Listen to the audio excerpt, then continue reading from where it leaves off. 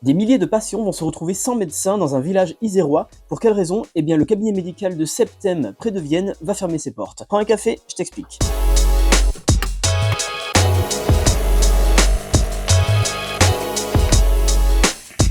Dans ce village d'un peu plus de 2000 habitants, 4 médecins travaillaient dans ce cabinet. Mais tous quittent les lieux à partir de ce lundi 30 septembre. L'un part à la retraite, les autres arrêtent pour des raisons de santé ou vont travailler ailleurs. Pour les 5000 patients du cabinet, c'est le flou total. Certains ont bien trouvé un nouveau médecin, mais beaucoup sont dans l'impasse. Alors avant d'en arriver à cette fermeture définitive, les médecins ont bien tenté de trouver des remplaçants, mais sans y parvenir. Il faut dire que la commune n'était jusqu'ici pas considérée comme étant déficitaire en offre de soins. Donc les jeunes médecins qui pourraient s'installer ne peuvent bénéficier d'aucune aide financière. Pour faire face à la situation, la commune envisage la création d'une maison pluridisciplinaire en partenariat avec les villages voisins, mais là aussi, pas de candidat.